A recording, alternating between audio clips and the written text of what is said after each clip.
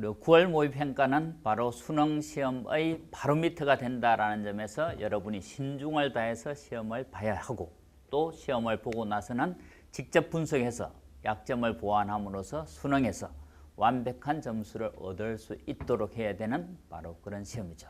그래서 이번 시험에서 일단 좋은 성적을 받는 게 가장 중요하지만 그것보다도 더 여러분이 이제 치중을 해야 될 것은 이번 시험에서 과연 내 약점이 뭔가 이걸 분석을 해서 특정한 어떤 내용이 부족하면 내용을 보완하고 어떤 실전적인 테크닉이 내가 좀 부족했다. 그럼 그 어떤 실전적인 방법을 조금 더 연마해서 수능에서 최적화된 자신의 모습을 보여주는 게 좋겠다라는 얘기죠. 자, 이번 A행 시험의 특징은 전반적으로 그동안 쭉 중요시 되어져 왔던 출제 경향이 그대로 유지가 되어졌죠. 그래서 실제로 수험생들 입장에서는 크게 당황하는 부분은 없었을 것으로 예상이 됩니다. 그래서 전체적인 출제 경향도 유지가 됐고 하나하나의 문제도 단원별로 핵심적인 문제가 출제됐다라는 점에서 전반적으로는 여러분이 대체로 잘 치렀을 것으로 예상되는데 이제 그 중에서 21번 미분 문제가 바로 함수의 그래프 계행을 정확히 알아야 된다라는 점에서 좀 어려운 문제였죠. 그게 아마 대체로 모든 수험생들이 어려워했을 문제인 것 같고 그 다음에 나머지 문제는 각자 수험생의 취향에 따라 어려운 문제의 번호가 조금씩 달라졌을 것 같습니다. 대체로 이제 28번이나 30번 이렇게 뒤쪽에 있는 문제가 조금 어려웠을 텐데 이제 각자의 취향에 따라 나는 어떤 문제를 잘하고 어떤 문제를 못하느냐에 따라 본인이 어려워했던 문제가 서로 다를 수도 있는 다만 대체로 공통적으로 어려웠을 것 같은 것은 21번이다 이런 얘기죠. 그래 이제 전체적인 출제 경향에서 연계 문제 13번, 14번 연계 문제가 반드시 출제되어졌고 그리고 이제 정명 문제에서 잠시 사라졌던 수학적 기납법이 다시 돌아왔다라는 점에서 수학적 기납법이 또 출제될 수도 있을 것 같다라는 얘기고 수학적 기납법이 아닌 다른 정명 문제가 출제될 것에도 대비를 해야 된다는 얘기죠. 그래서 이번에 지금 수학적 기납법으로 출제된 12번 문제는 똑같은 문제가 비행에서는 수학적 기납법으로 증명을 하지 않고 개차 수열을 이용해서 출제가 됐죠. 그리고 이제 이번 시험의 특징이 방금 똑같은 문제가 문과 A행 시험에서는 수학적 기납법으로 B행에서는 개차 수열을 이용해서 증명을 하듯이 똑같은 문제가 서로 다른 방법으로 A, B행에 출제된 유형도 있고 또 문제의 본질은 똑같은데 다루는 대상이나 내용을 약간 달리 또는 표현을 약간 다르게 해서 A, B행에 출제된 문제도 있고 예전 시험과의 차이가 A, B행의 완벽히 공통적인 문항수는 대폭 줄고 거의가 없죠. 몇 문제밖에 없는 완벽하게 공통적인 문제는 없는 반면에 문제의 근본적인 원리는 똑같은 문제인데 뭔가 표현이 다르거나 아니면 조금 더 심화되거나 이런 문제가 A행에 출제되어져 있다라는 점에서 A행 시험을 본 학생도 B형 시험지를 참고해 볼 필요가 있고 B행을 본 학생도 A행 시험지를 참고해 볼 필요가 있다는 얘기죠. 그래서 A행 시험을 본 학생 중에서도 B형 시험지 중에 수학 1과 확률 통계에 해당되는 문제는 꼭 풀어볼 필요가 있겠다라는 얘기죠. 그래서 우리가 이번 시험의 해설은 1번부터 쭉 해설을 하는 게 아니라 어려운 문제, 요 11문제를 선생님이 해설을 할 건데 이 해설을 하면서 예전의 해설 경향은 그냥 여기서부터 쭉 이어서 이렇게 번호 순서대로 해설을 했다라고 하면 이번 시험은 A형과 B형 수험생이 또 참고를 할 수 있게 또 단원별로 교과목별로 어떤 게 나왔는지 여러분이 쉽게 볼 수 있도록 수학 1, 확률, 통계, 미적분 이렇게 나누어서 해설을 하도록 하겠습니다. 그래서 이 11문제 중에서 수학 1에 해당되는 해설 문항이 이렇게 5개, 확률, 통계에 해당되는 게 3개, 미적분에 해당되는 게 3개. 그래서 여러분들이 반드시 B형의 수학 1과 B형의 확률, 통계 문제도 해설을 꼭 참고를 하시기 바랍니다. 자, 이번 문제에서 가장 어려웠던 게 요 21번 문제인 것만큼 첫 번째 해설은 바로 A형의 미적분에 해당되는 문제부터 먼저 해설을 하고 그리고 수학 1, 확률 통계를 딱딱 잘라서 여러분이 보기 좋도록 해설을 하도록 하겠습니다. 자, 그럼 우선 A형 미적분 21번 문제부터 보시면 원래 함수가 4차 함수인 fx의 두 함수 f-x는 3차 함수고 3차 함수 f-x의 식이 이렇게 되어져 있을 때 원래 함수 fx가 x가 0보다 작은 범위에서는 감소하고 x가 2보다 큰 범위에서는 증가한다. 이럴 때 a제곱 플러스 b제곱의 최대 최소값을 합을 구하라 하는 게 지금 문제죠. 그럼 이제 문제에서 주어진 요 조건 증가 감소는 f에 대해서 주어졌지만 f-x와 상관있죠.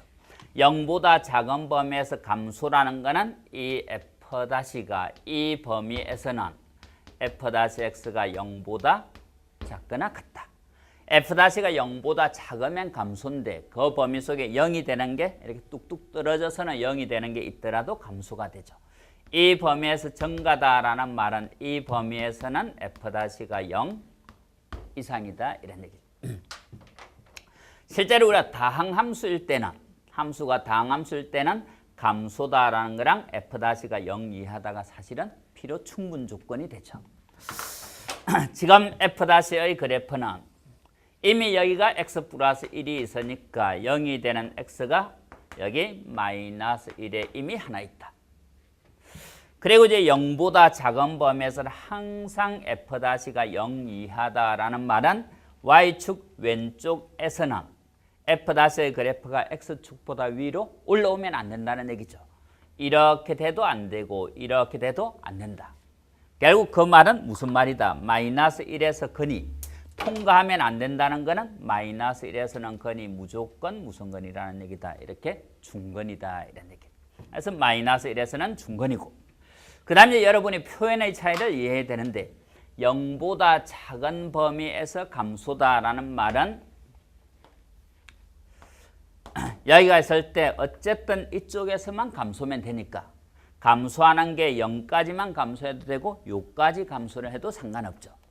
감소하는 범위가 0보다 작다라고 할 때는 이러면 안 되지만 이 말은 요 범위에서는 어쨌든 감소면 된다는 얘기죠. 감소하는 구간이 더 있든 말든 상관없는. 이것도 마찬가지로 2보다 큰 범위에서 증가하기만 하면 여기부터 증가든 이렇게 감소하다 여기부터 증가든 상관이 없다. 어쨌든 요 범위에서는 이렇게 되면 되는. 그래서 지금 0에서 0이 될 수도 있고 0이 안 될 수도 있고 이렇다는 얘기죠. 그 다음에 2보다 큰 범위에서는 증가. 그 말은 2보다 큰 범위에서는 f-가 항상 0보다 커야 되니까 이럴 때도 2보다 클 때는 f-가 양수라 증가되고 이렇게 돼도 증가가 되죠. 그럼 이제 0 이상이 돼도 되니까 이렇게 돼도 된다 이런 얘기. 그래서 0보다 작은 범위에서는 f-가 0 이하 2보다 큰 범위에서는 f-가 0 이상이 되려니까 결국 어떻게 돼야 되는가 하면 지금 여기서 이미 마이너스 1이 한 건이 있는데 여기서 마이너스 1이 또 하나가 더 나와야 중건이 돼야 된다는 얘기죠. 이 3차 방정식 건이 마이너스 1, 마이너스 1 알파라야 되는데 알파가 바로 어디 사이에 있다는 얘기다. 0과 2 사이에 있다. 0일 때 딱 0이 되든지 딱 2가 돼도 이 조건을 만족하죠. 항상 경계가 되는지 안 되는지는 딱 그게 되는 그림을 그려놓고 이 조건을 만족하는지 보면 된다. 결과적으로 이 식, 이만큼 이 뒤에 있는 이 식을 gx라고 하면 gx가 어떻다는 얘기다. gx가 마이너스 1을 한 건으로 갖고 다른 건이 알파인데 이 알파가 0과 2 사이 0이라도 되고 2라도 된다 이런 얘기. 그럼 이제 이걸 gx라고 두면 gx가 x제곱 플러스 ax 플러스 b일 때 한 건이 마이너스 1이니까 일단 g 마이너스 1 넣으면 이 값이 0이라야 되고 엔더. 그 다음에 다른 거는 0과 2 사이에 있으려니까 두 값 사이에 건이 있으려니까 여기서 값은 음수, 여기서 값은 양수라야 그 사이에 건이 있게 되죠.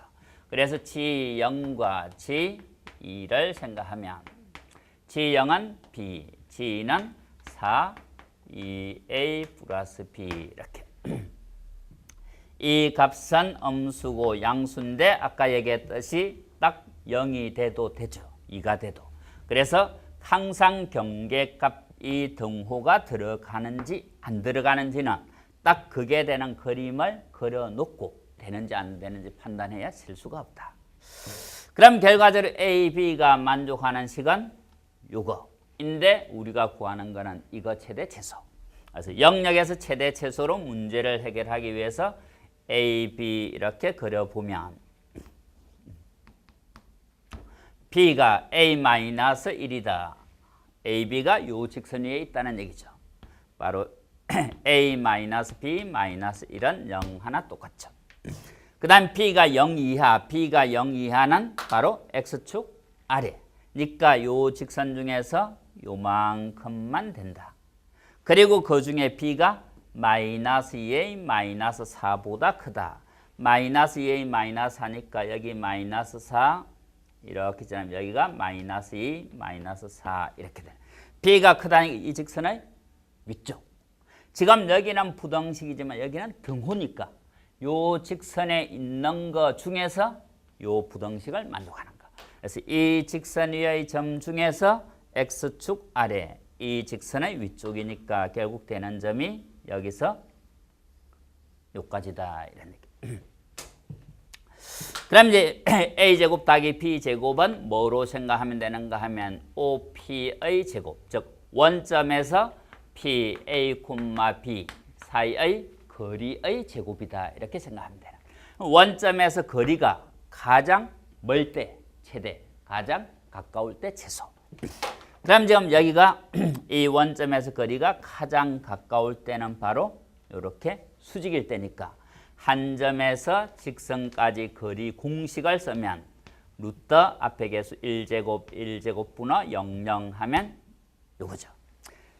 거리의 최소값이 루트 2분의 1이니까 이것의 최소값은 제곱을 하면 2분의 1 이게 되는 거고 최대값은 수직인 게 여기면 최대는 여기 아니면 여기가 후보겠죠. 지금 여기에서 여기는 1이니까 이 거리는 1 제곱해도 1이고 여기는 이 직선과 이 직선의 교점을 구하면 되니까 B가 -2A -4와 B는 A-1 그대로 빼면 A가 -1, B가 -2 이렇게 나오죠. 그래서 이 점의 좌표가 바로 -1, -2다. 그러면 이 거리 1보다는 요 거리가 더 멀고 거리의 제곱은 1 플러스 4 하니까 값이 얼마라는 얘기다. 최대값은 1 플러스 4에서 값이 5다. 이런 얘기죠. 그래서 문제에서 최대 최소값 합을 구하라 그랬으니까 2분의 11이 정답이다. 자, 다시 보면 4차 함수의 그래프 4차식 계수가 양수니까 이렇게 되는데 0보다 작은 범위에서는 감소고 2보다 큰 범위에서는 증가. 요 사이에서는 어떻게 되든 상관없다는 얘기죠.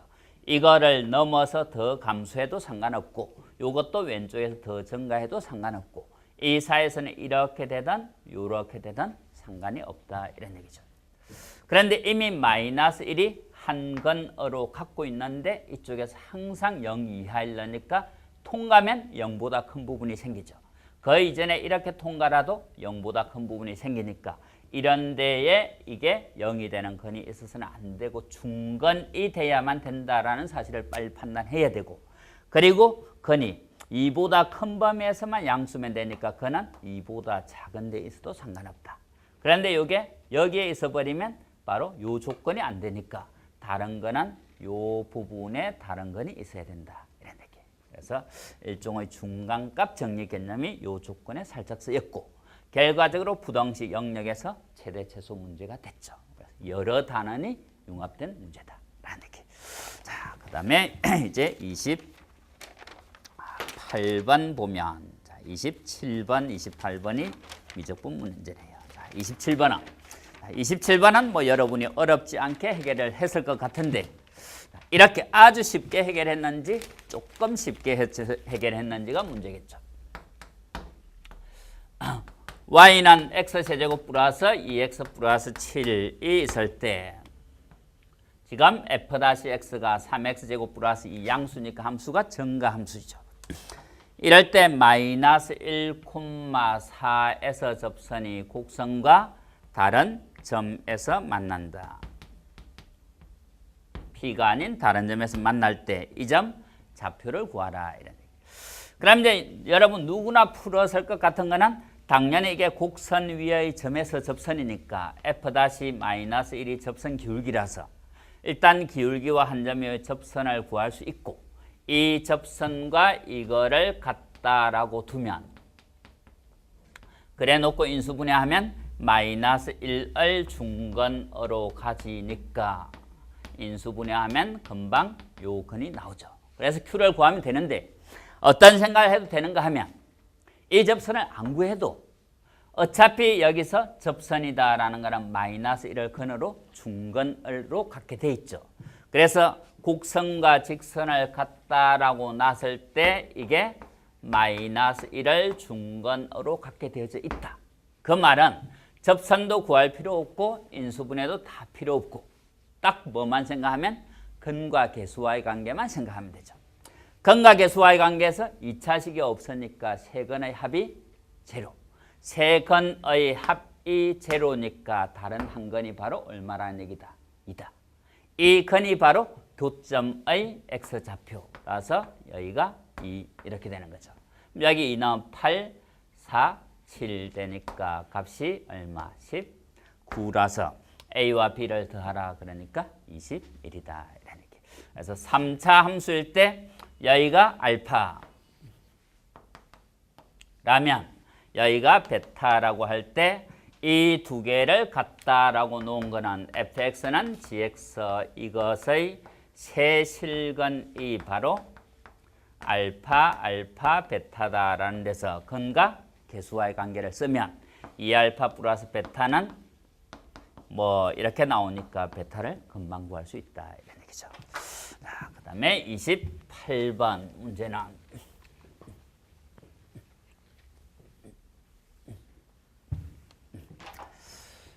28번 문제는 적분꼴로 주어진 함수에서 두 가지 유행을 한 문제에서 동시에 물었죠.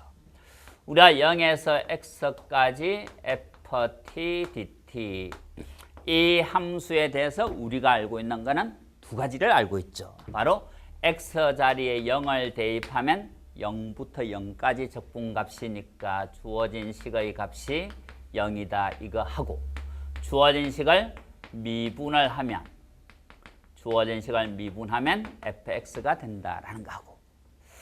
자, 아주 미묘하게 어려운 문제가 나올 때 기억년 디귿으로 혹시 나오면 여러분이 주의를 해야 되는 게 뭔가 하면 이것을 미분하면 fx가 된다라는 거는 정적분 기본 정리를 유도하는 중간 과정에서 증명이 되죠. 그럴 때 어떤 조건이 필요한가 하면 바로 요 함수가 요 구간에서 연속이라야 그걸 적분한 식을 미분한 건 fx가 된다. 이렇게. 이 조건에는 이게 당연히 되려면 안에 있는 함수가 연속이라는 조건이 꼭 필요하다. 그래서 여기에 fx, dx 이런 게 이렇게 불연속인 함수를 어떤 범위를 적분해 딱 미분했을 때는 여기서 문제가 생길 수도 있다. 이런 얘기죠. 그래서 연속 함수는 적분이 가능하고 적분한 걸 다시 미분한다는 거는 원래대로 돌려놓는 거니까 fx가 된다. 그럼 지금 연속이라는 조건은 어디에 있는가 하면 문제 제일 앞에 다항함수라는 데 조건이 있죠. 문제에서 우리가 다항함수라는 조건이 있을 때 함수의 극한 단원이나 연속성 단원에서 다항함수가 나올 때는 연속이니까 마음 놓고 계산만 해라. 이런 뜻으로 주는 경우가 많고 미분에서 나올 때는 주어진 함수가 미분이 가능하니까 미분 가능성은 여러분이 굳이 안 따져도 되고 그냥 계산만 열심히 해라. 이런 뜻으로 준 경우가 대부분이고 아주 가끔 100문제를 풀다 보면 한 문제점은 직접 함수를 구해야 되는 문제도 있고 그래서 대부분의 문제는 그냥 요 조건을 대신해서 준 거고 아주 가끔은 함수를 구해야 되는 문제도 있다. 그래서 이런 문제에서는 차수를 먼저 정한 다음에 그 차수의 일반항을 대입하면 되죠.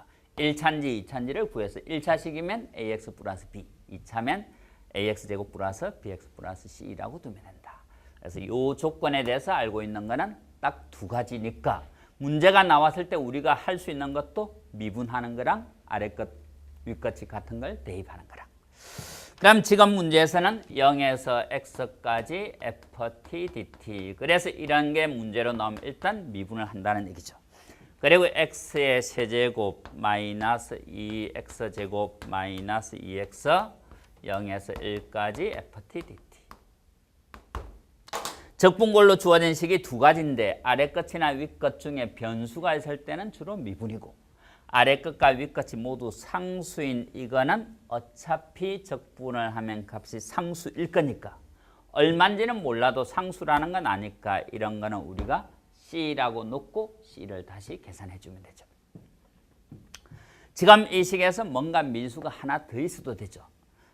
아니면 만일 이런 게 없었다라고 하면 아래 거 위 끝이 같은 0을 넣으면 0은 0, 0, 마이너스 2 이거에서 이 값이 바로 구해질 수도 있죠.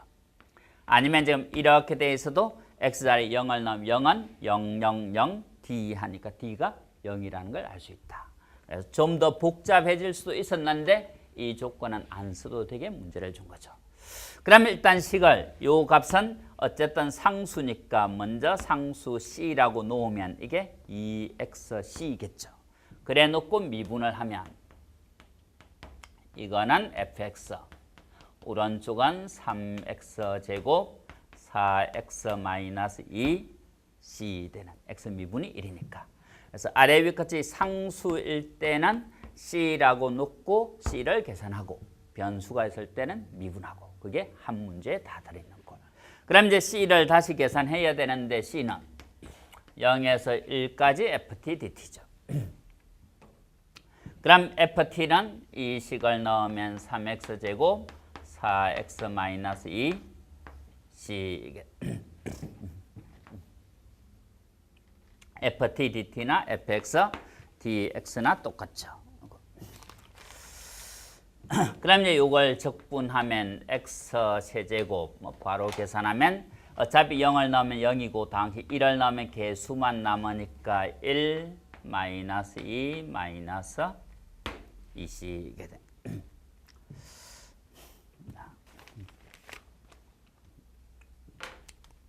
됐나요? 그럼 넘어가면 c가 얼마가 된다. c 값이 3c가 마이너스니까 c는 마이너스 3분의 1이고 문제에서 구하라는 f0은 0을 넣으면 값이 마이너스 2c니까 여기에 마이너스 2를 하면 곱하면 3분의 2 이게 바로 f0이죠. 그럼 이제 f0이 3분의 2고 60알파 여기에 60을 곱하라는 거니까 답은 3분의 2 곱하기 60에서 답이 40 이게 바로 정답이 되죠. 그래서 이런 게 있을 때는 미분, 이런 게 있을 때는 C라고 놓고 C로 놓으면 끝이 아니라 C로 놓은 상태에서 다시 C 값을 계산을 해줘야 된다. 이런 얘기. 자, 지금 여기에서 보통은 우리가 이걸 C라고 놓고 C를 C라고 놓으면 fx가 정해지니까 다시 넣어서 C를 구하고 이게 일반적인 계산이죠. 원래는 이렇게 해야 되는데 지금은 특별히 보니까 0에서 1까지 적분은 0에서 1까지 적분한 위에 x자리 1을 대입해 볼 수도 있는 이런 계산은 보통 문제에서는 잘 안 쓰이죠. 지금 x자리 1을 넣으면 0에서 1 이게 1 넣으면 1 마이너스 2 마이너스 2 0에서 1 여기에서 이게 넘어가면 이게 아까 우리가 C라고 놓은 거죠. 3C가 마이너스 1에서 2C가 구해질 수도 있죠. 지금은 이렇게 하는 게 이 계산보다 더 간단한데 일반적으로 이런 식이 있을 때는 C라고 놓고 이렇게 계산하는 게 보통 더 일반적인 계산이죠. 이렇게 계산하는 방법 이게 꼭 1이 아니라 뭐 다른 거 있어도 계산할 수 있는. 자, 거기까지 일단 우리가 미적분 문제를 풀어봤죠. 자, 잠시 이제 화면을 바꿔서 또 또 수학 1과 확률 통계 문제를 풀어보도록